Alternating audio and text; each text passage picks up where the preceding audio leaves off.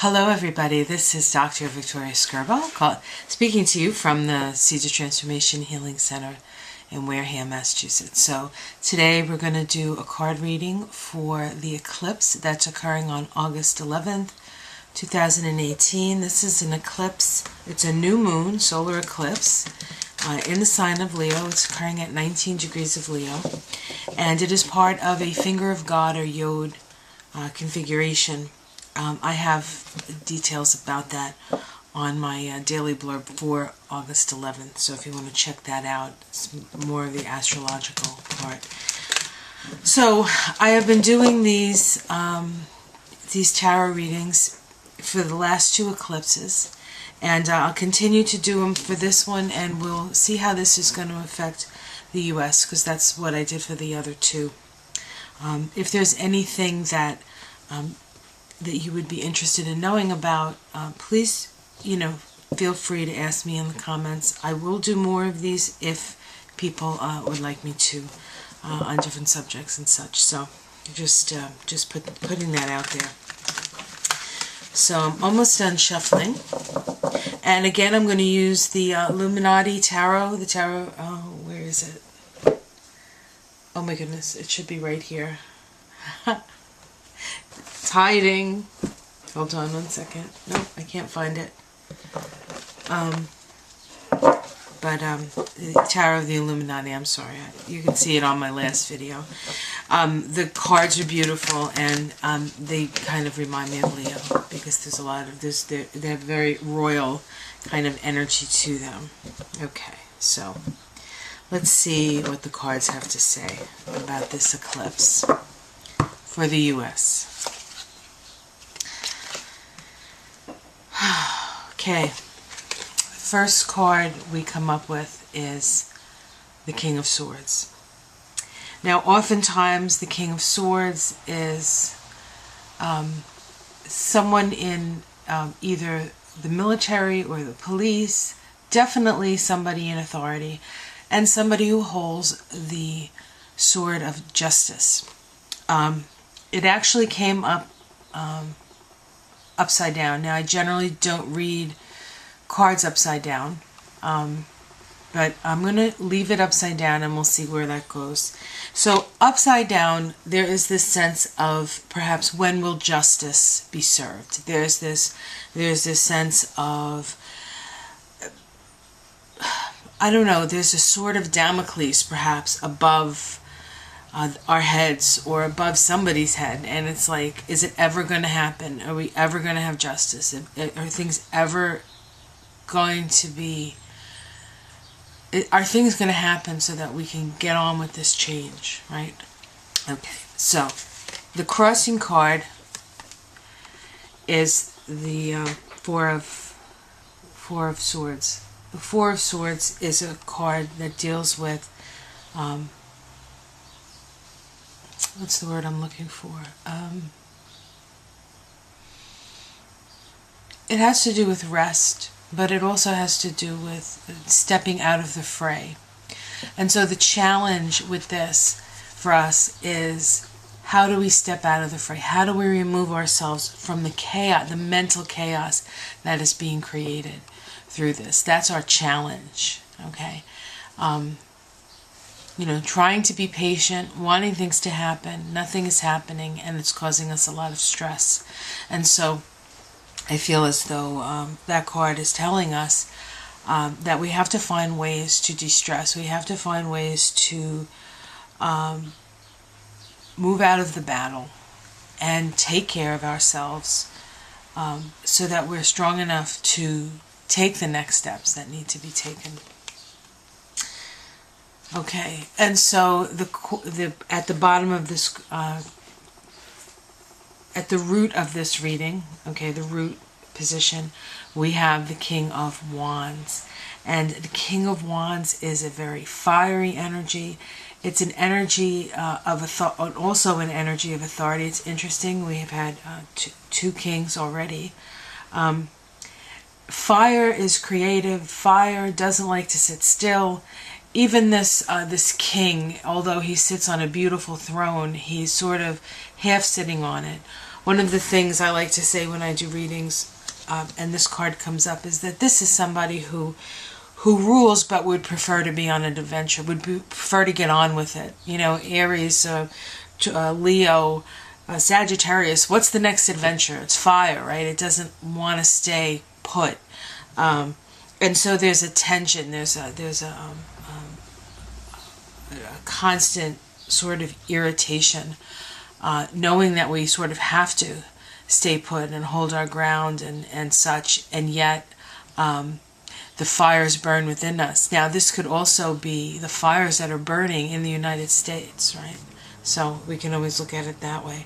You know, nature will reflect our emotions, right?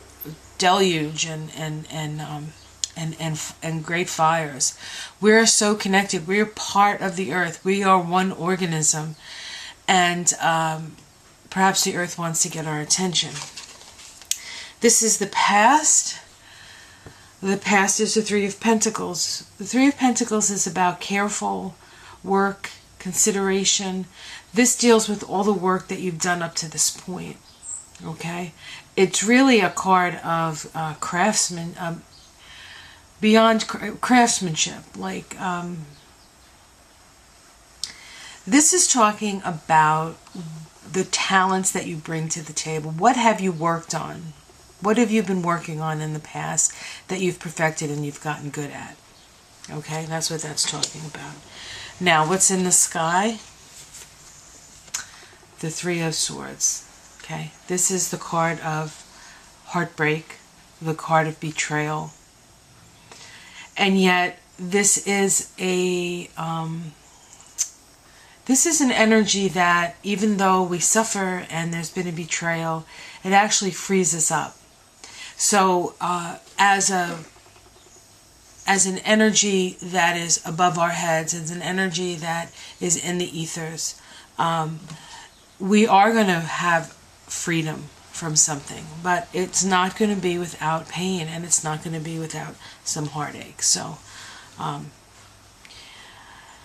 I like to say that a heart that's never been broken doesn't have the room to hold love. Like, every time our heart gets broken, if we allow ourselves to open up again, more love can fit in, more love can fit. And so love for the collective, love for everybody, that's a big heart, and oftentimes those big hearts are the ones that have been wounded the most, or the most often, perhaps.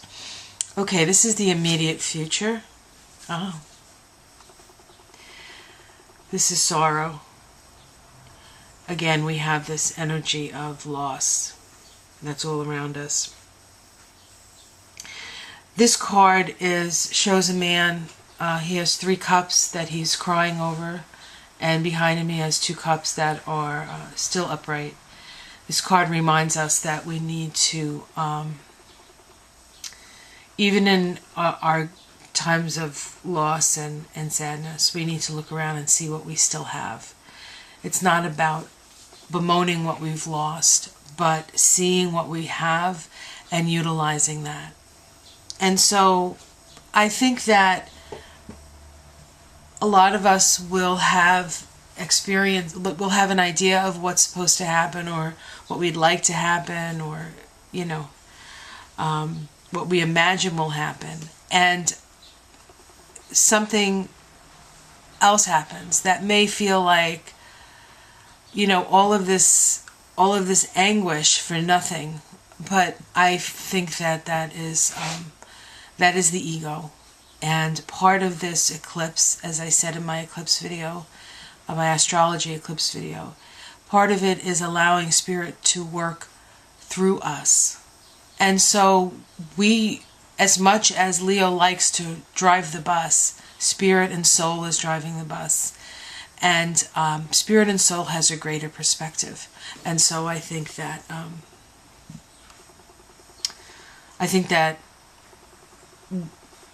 whether we like it or not, we're kind of along for the ride with this.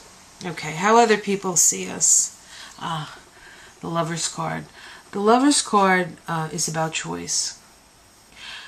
We have the choice How are we going to deal with this? Are we going to get stuck in the sadness and the heartbreak and the betrayal, or are we going to make a different choice? Are we going to utilize what is being taken away from us, that whatever that is that we thought we may perhaps couldn't live without, if that is taken away, what do we have and where do we go? Well, we have a lot still. It just might not be what we thought we needed. I don't know how else to say that. This is a domestic situation, so we have a lot of confusion. This is the Seven of Cups. This is a person who has all these choices in front of them but can't make up their mind. Okay, so there's a lot of confusion. So domestically, there's going to be a lot of confusion, and because it's a cup card, there can also be a lot of emotions. So expect that. Remember, the challenge card is how do we separate ourselves and find inner peace. We have to sort of remove ourselves from the fray. The hopes and fears card. This is the Princess of Cups. The Princess of Cups is a very sensitive card, but grounded. The princesses are very grounded, even though she's a water princess. And so perhaps our hopes and fears are that we can ground the energy of love and the energy of emotion. Or perhaps some people don't want to do that. Some people are afraid of that. And this is the outcome card. The Tower. Now the Tower is one of the more difficult cards in the deck. People see it, they get nervous, and for good reason. The Tower is about getting the rug pulled out from under you, but the Tower, the function of the Tower is to, it's actually, let me pull this up again. We see the lightning coming down and smashing the tower, and we have people falling out of the tower. The tower symbolizes the facade of who we think we are, our personas. It's not who we really are. What we really are is we're spirit, and we're being asked by soul. We are being asked by spirit to become more spiritualized, to come from our hearts and be a source of goodness and love. And in order to do that, sometimes we have to allow these false personas, these false ideas that we have about ourselves, this idea that we're separated from each other, to fall away. And for some, it's an experience that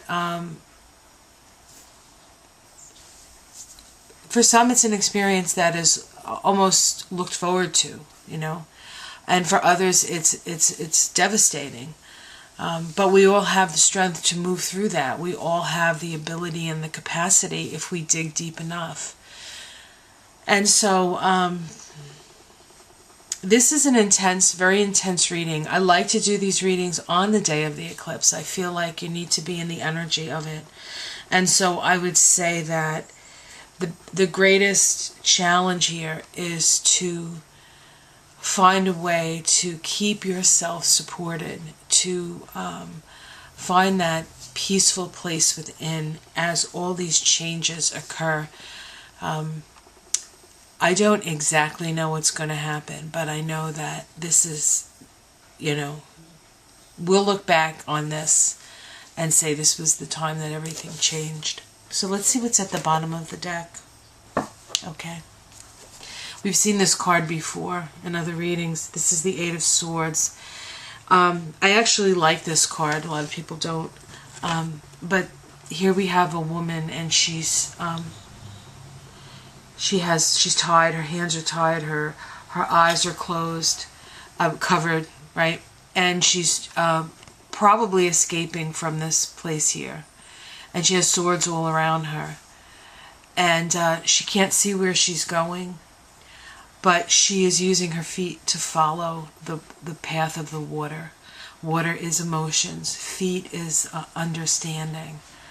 And so and swords are mental anguish, okay, mental stuff.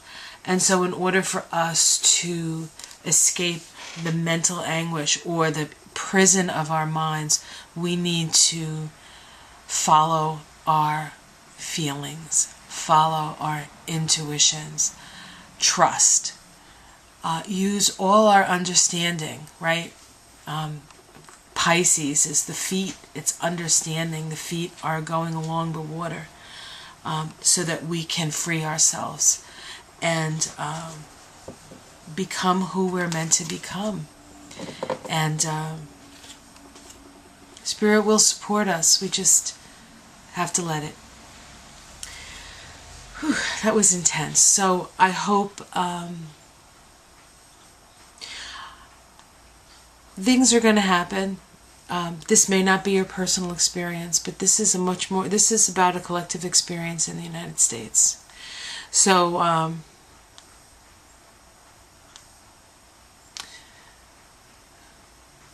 we are going to get through this. We are going to be better people. We're going to be a better country for it.